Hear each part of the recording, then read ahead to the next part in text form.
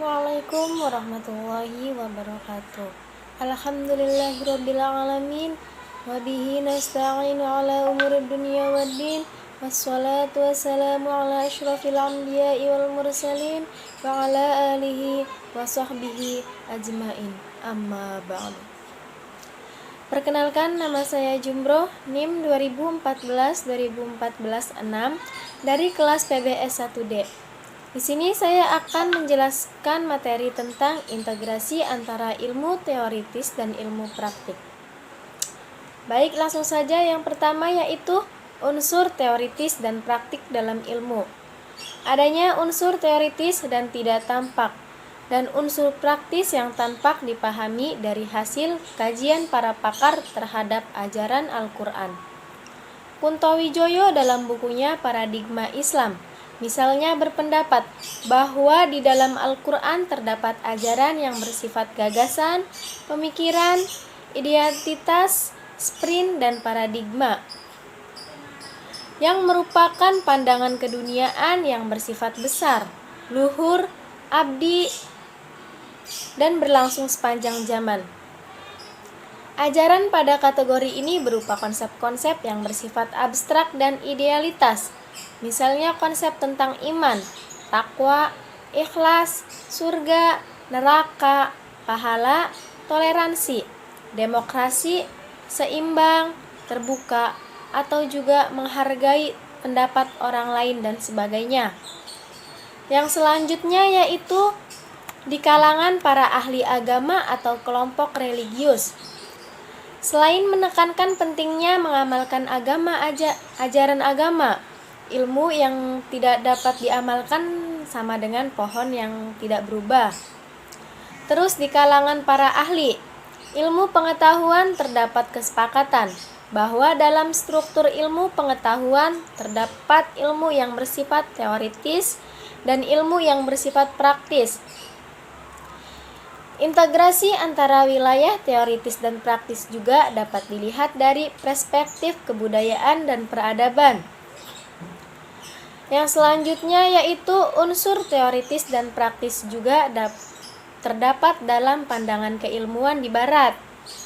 Namun, yang dimaksud teoritis keilmuan tersebut adalah rumus-rumus, teori-teori, konsep-konsep yang dihasilkan melalui berbagai kegiatan ilmiah, khususnya observasi atau eksperimen, yang mengandalkan kekuatan panca indera dan akal semata yang dilakukan sebebas-bebasnya tanpa campur tangan agama. Yang kedua yaitu jenis-jenis ilmu teoritis dan praktis dalam Islam. Yang satu yaitu integrasi ilmu teoritis dan praktis rumpun ilmu agama. Di situ ada beberapa teori. Yang pertama, tafsir dan hadis.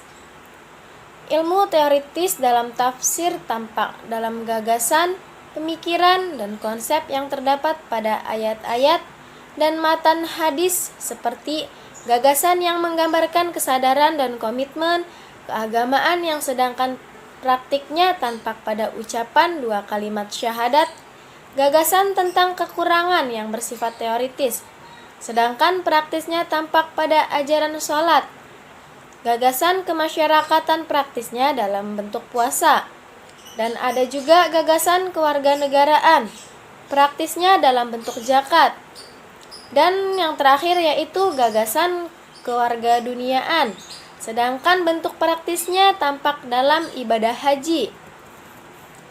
Yang kedua yaitu fikih.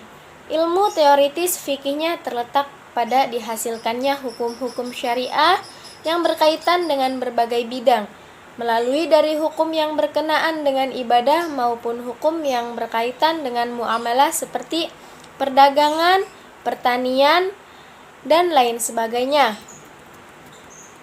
Yang ketiga yaitu kalam. Ilmu teoritis dalam bidang kalam misalnya terletak pada ketentuan baik dan buruknya yang dihasilkan oleh akal pikiran sebagai yang dianut oleh kaum Mu'tazilah, yang mengatakan bahwa akal juga mengetahui hal yang baik dan buruk walau tidak semua. Menghormati kedua orang tua misalnya. adalah sesuatu kebaikan yang sudah diketahui oleh akal. Adapun mencuri adalah sesuatu keburukan yang sudah diketahui oleh akal. Yang keempat yaitu filsafat. Ilmu filsafat teoritisnya adalah mengenai hakikat tentang segala sesuatu, mulai hakikat tentang yang gaib yang disebut metafisika, hakikat alam jagat raya yang disebut kosmologi, hakikatnya manusia yang disebut psikologi. Yang kelima yaitu tasawuf. Integrasi ilmu teoritis dan praktis dalam tasawuf dapat dijumpai pada hubungan antara tasawuf dan tarekat. Tasawuf lebih mengesankan kegiatan pengalaman individual dengan cara-cara yang efektif guna mendekatkan diri dan memperoleh hubungan yang dirasakan dengan Tuhan. Yang keenam yaitu sejarah dan kebudayaan Islam.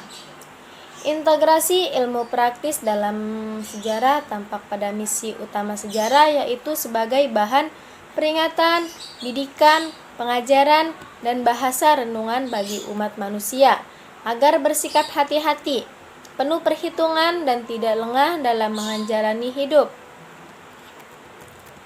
Yang kedua yaitu integrasi ilmu teoritis dan praktis dalam rumpun ilmu umum. Di situ juga ada 3 poin. Yang pertama yaitu ilmu alam. Ilmu teoritis pada alam terletak pada ilmu alam yang murni, seperti contoh yaitu kimia, fisika, dan biologi. Adapun ilmu praktiknya terletak pada ilmu terapan yang terdiri antara lain seperti ilmu kedokteran, ilmu farmasi, dan ilmu astronomi. Dan yang kedua yaitu ilmu-ilmu sosial. Ilmu-ilmu teoritik pada ilmu sosial terletak ada ilmu sosial murni, yaitu sejarah, sosiologi, dan antropologi dan psikologi. Adapun ilmu praktiknya adalah terletak pada ilmu terapannya, yang antara lain yaitu ilmu ekonomi, ilmu politik, ilmu pendidikan, dan ilmu manajemen. Dan yang terakhir yaitu ada ilmu filsafat dan humaniora. Ilmu-ilmu teoritik dalam filsafat dan humaniora antara lain tampak pada filsafat, sastra, bahasa, seni, dan matematika. Di dalam berbagai ilmu ini terdapat gagasan dan pemikiran. Sedangkan ilmu praktisnya adalah langkah-langkah yang harus dilakukan dalam melakukan kegiatan berbahasa, berhitung, dan kesenian yang dapat diamati dan disaksikan oleh panca indera, dinilai oleh akar pemikiran. Mungkin itu saja, kurang lebihnya mohon maaf. Bila ada kata-kata yang salah, mohon dimaklumi. Sekian, wassalamualaikum warahmatullahi wabarakatuh.